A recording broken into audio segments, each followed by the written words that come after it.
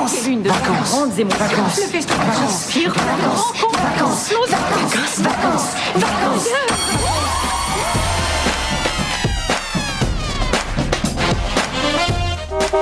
Dis-moi, tu aimes le camping? C'est les vacances. Je cherche quelqu'un pour prendre part à une aventure. Le chien aboie. La caravane passe. Tu veux que je passe à la caravane? Oh, on m'a volé ma caravane! Oh non, merde, non! Ah non, elle est là! Oh putain, j'ai eu peur! Oui, le copain est très attaché à sa caravane. Et Westrack Radio, il est 16h, l'heure du goûter, oui, mais surtout l'heure de se lancer dans une nouvelle aventure, une nouvelle édition de Westrack Vagabonde. Alors vous allez me dire peut-être, mais c'est quoi Westrack Vagabonde? Eh bien, nous avons à cœur chaque jour de couvrir l'information locale et culturelle de l'agglomération havraise, et on s'est dit, tiens, et si au lieu de le faire du haut de notre fort de Tourneville, on prenait notre super caravane radio, noire et jaune, et qu'on se rendait sur place. L'année dernière, ce sont 5 communes qui nous ont gentiment accueillis, et c'est ainsi que nous avons reçu au micro associations, collectifs, commerçants qui font vivre leur commune. Et devinez quoi? Eh bien oui, nous revoilà, une édition en 2025. On devait donc repartir à nouveau à la rencontre des communes pour cette édition 2026. Et cette année encore, ce sont 5 communes qui nous accueillent de 16h à 18h pour un direct. L'année dernière, notre équipe de choc vous avait fait vivre des moments. Et cette année, certains sont encore avec nous. D'autres que l'on embrasse vivront cette aventure en nous écoutant. Et puis il y a aussi de nouvelles voix. Mais ne vous inquiétez pas si vous écoutez Westrack régulièrement. Ces 12 voix, vous les connaissez et elles bercent vos matinées et vos après-midi chaque jour. Voilà donc notre décor. Et en parlant de décor, justement, 5 communes et on commence par un magnifique bord de mer. Aujourd'hui, notre caravane s'arrête sous le soleil à Cauville-sur-Mer. Et autour de moi, je suis accompagnée de Lila, Chloé, Margot, Léo, Malo et Mani qui nous a fait une surprise de venir. Justement, j'avais prévu de faire un petit coucou aux anciens, mais il y en a qui viennent nous voir, ça fait plaisir. Salut à vous, au soleil, comment ça va? Pas ça. Ça va bien. C'est super. On est en forme? Très en forme. On est parti là pour une première journée, on va en avoir 5. Il va falloir apprécier ces petits moments donc avec notre caravane. Et pour lancer cette première journée et entrer directement dans le vif du sujet, eh bien on a déjà une association qui se trouve juste à côté de nous. Et c'est Lila d'ailleurs qui a, je tiens à le dire, Lila qui a organisé toute cette semaine en contactant les invités, les associations et les mairies. Lila, c'est toi qui nous fais l'honneur au micro de nous présenter la première asso. Ça me fait trop d'éloges. En tout cas, je remercie le comité des fêtes qui est actuellement avec moi ici. On parle souvent du charme des petites communes et actuellement ici, une commune sans vie, c'est un décor de carte postale assez vide. Et ici, fort heureusement, dans cette commune, il y a le comité des fêtes. Oui. Et donc, monsieur et madame Payette nous font l'honneur d'être présents ici. C'est une équipe assez soudée de voisins, de collègues et d'amis qui transforment chaque rendez-vous en moment de partage. Et donc, ici, je suis avec vous et on passe ces 10 minutes ensemble, en très bonne compagnie. Je vous souhaite la bienvenue. Bonjour. Merci. Bonjour. Alors, première question, comment s'est composé le comité aujourd'hui? Est-ce qu'il y a de tous les âges et de tous les profils parmi les bénévoles? Alors nous sommes une trentaine de bénévoles. Ouais. Donc le plus vieux a 78 ans, c'est moi-même. C'est moi. Et oui. Nous avons des personnes qui ont une trentaine d'années. Hommes et femmes d'ailleurs, de tout horizon, de toute profession. Nous avons des agriculteurs, nous avons un CRS parmi nous. Nous avons, alors il nous manque quelquefois parce qu'il est en mission, mais il prend part avec plaisir à toutes nos activités. Et puis nous avons des couples, des personnes qui viennent seules, mais bon, parce qu'il faut garder les enfants à la maison. Mais bon, tout ce petit monde-là, il y a beaucoup de retraités, bien entendu. Tout ce petit monde-là, lors des réunions, on prend facilement les décisions. Alors, pour tout vous dire, quand il y a une petite crise, j'ai sans doute ce talent de remettre un petit peu les choses au point. On m'appelle le père Fouras au comité des fêtes, quoi. Voilà, donc c'est tout gentil, tout gentillé, quoi. Voilà. Et vous êtes combien actuellement? Vous avez un chiffre précis en tête? On est une trentaine. Une trentaine. Une trentaine, oui. 30, oui. ça dépend quand les gens sont.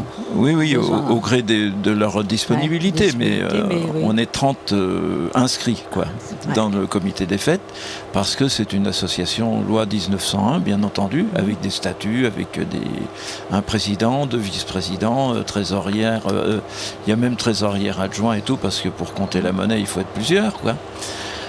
Parce qu'il y a des activités qui nous amènent de l'argent et d'autres laquelle on distribue, quoi. Voilà. Et selon vous, comment vous décririez l'ambiance générale dans ce comité des fêtes? Comment est la dynamique au sein de cette équipe, en fait? Disons que chacun essaye d'apporter ses idées. Quelquefois, des jeunes apportent des idées neuves qui ne sont pas toujours reçues sur le coup avec qu'est-ce qui se mêle celui-là. Mais à la longue, on s'aperçoit que pour évoluer, il faut aussi prendre les idées de chacun. Et puis tout bon an mal an, tout va bien. Ça dans nos réunions, ça se passe toujours très bien. Tout est. Il n'y a jamais eu de claquage de porte. Il y a quelques temps qu'on a fait toute la. Ah oui, il y a eu la musique sur la fête de la musique. La fête de la musique, ça a été magnifique. Une joie pour moi, la fête de la musique, parce que enfin, la plupart des associations de Cauville se sont réunies ensemble, ce qui ne se faisait jamais.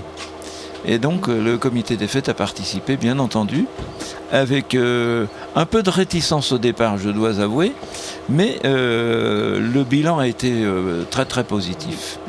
C'est notre maire, toute nouvellement élue, qui a un peu forcé la main et qui, je dois avouer, a eu raison de faire ça, quoi, pour. Ça, c'est un adjoint aussi. Pour que Cauville, pour que Cauville soit plus dynamique encore, quoi, on va dire. Et justement, vous me parlez de la fête de la musique. Selon vous, c'est quoi les plus grands défis dont vous faites face aujourd'hui dans le comité des fêtes, que ce soit en termes logistiques, en termes administratifs, justement, pour gérer toute l'organisation? Comment ça se passe? Qu'est-ce qui est le plus compliqué et le plus simple? Disons que notre but à nous, c'est de collecter quelques fonds à travers des animations. Ouais. Pour pouvoir les redistribuer à nos aînés